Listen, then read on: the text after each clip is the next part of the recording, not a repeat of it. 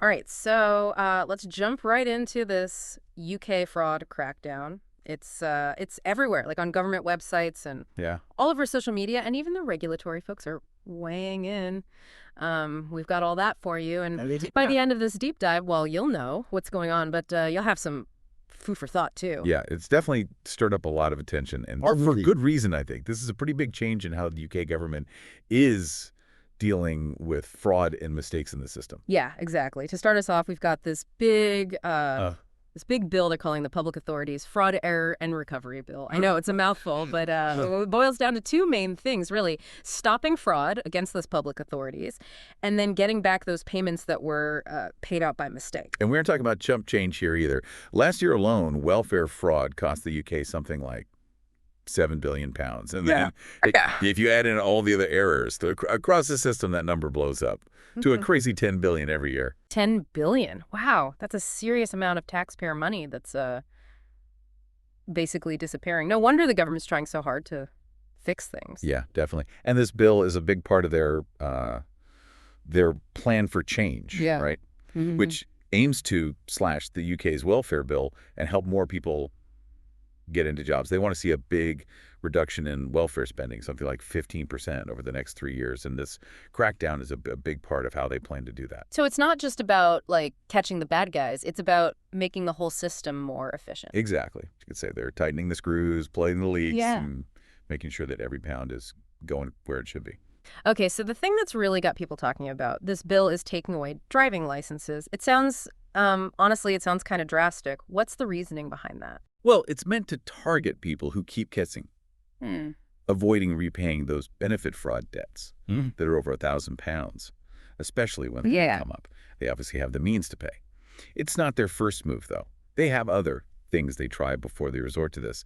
Think of it more like a last-ditch effort to get that money back. So it's not like they're taking licenses away for every little thing. Still, can you imagine telling your friends at the pub that you lost your license, not because of speeding, but because of unpaid benefits? Yeah, that would be an interesting conversation. To say the least. But it does make you wonder if it's a real attempt to get money back or if it's just to grab headlines. Yeah, that is the million-pound question, isn't it? Will the idea of losing their car be enough to make people think twice about committing benefit fraud, or will it just create more worry for those who are already struggling? It's hard to say.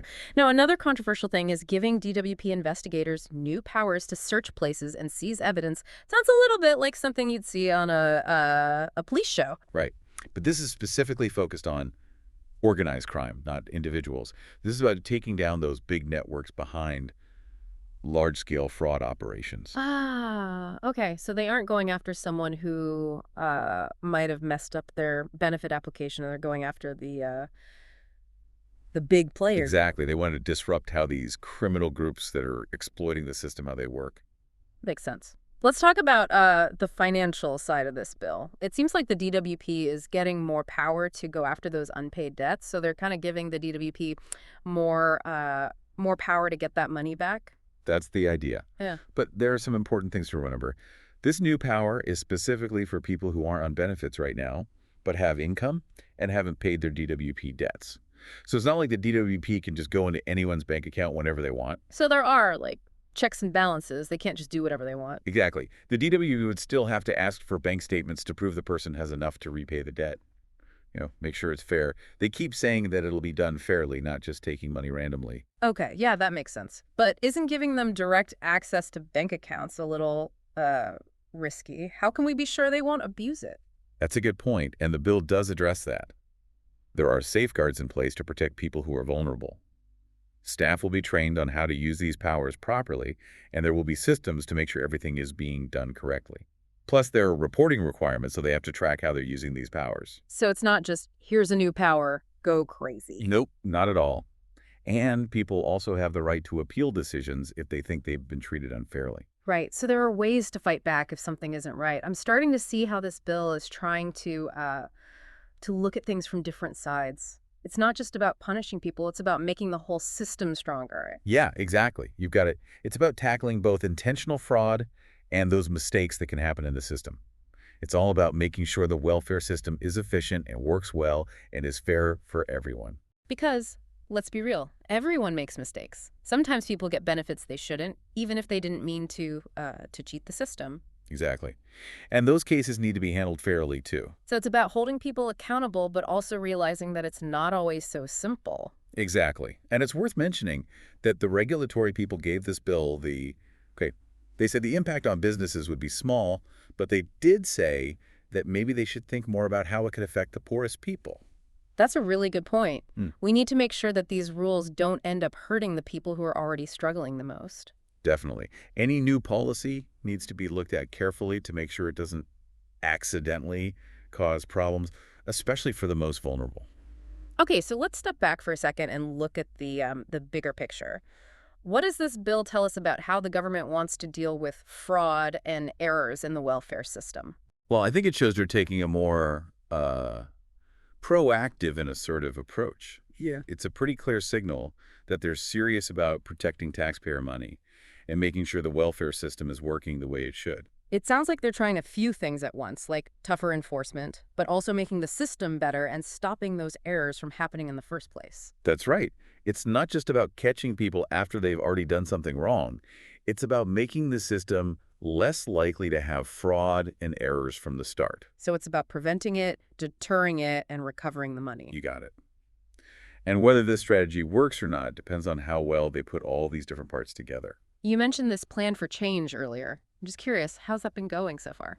Well, it's still kind of early, but there have been some good things for sure. Like they've made the application process easier for some benefits, which has cut down on processing times and mistakes.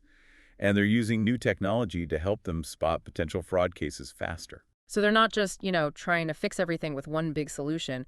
They're actually trying to improve the system itself. Exactly. It's a multi-pronged approach, right? Yeah. Because there's no one-size-fits-all answer to a complicated problem like this. It'll be interesting to see how it all turns out in real life. Absolutely. Yeah. There are still a lot of unknowns, like how will these new powers actually be used? What will happen in the long run? Will it really achieve what they're hoping for? We'll just have to wait and see. It's definitely a lot to think about. It is. But hopefully this deep dive has given you a good grasp of what this bill is all about, the good things it could do, and some of the concerns people have raised. We've covered a lot, haven't we? From like the actual details of this bill to this whole plan for change the government is pushing. And of course, we had to talk about, the whole debate about how to keep things secure without stepping on people's rights. And yeah, we've gone over all the practical stuff, but we shouldn't forget that this is about more than just, numbers and rules. Right, like at the end of the day, we're talking about real people here. Exactly. And that human side of it is where things get really interesting, I think. We've discussed all the mechanics and the possible effects and the safeguards, but what about how the public sees this whole thing? How will this crackdown affect whether people trust the welfare system at all? That's a good point. Will it actually stop fraud like it's supposed to? Or will it make everyone scared and suspicious and, make people not want to ask for help when they really need it? That's a big question, yeah. Okay. Could it actually make the stigma worse for people who depend on welfare? That's something to think about for sure. We can't just look at what they want to happen with this bill. We have to think about what might happen that they didn't plan for. And how people react to all this will be just as important as how it affects the legal system. Something to really consider. Yeah, definitely something to think about. Yeah. So we've come to the end of our deep dive into this UK fraud crackdown. We've looked at this complex bill, explored what it could mean, and wrestled with some of the ethical and social questions it brings up. We've looked at why the government is doing this, the safeguards they've put in place, and all the possible consequences, both the ones they want and the ones they don't. And remember, this is just the beginning of the conversation. Keep learning. Keep talking about this, and let's work together to build a society that's fair but also caring. Yep. And until next time, keep thinking critically about all this. Stay curious, everyone.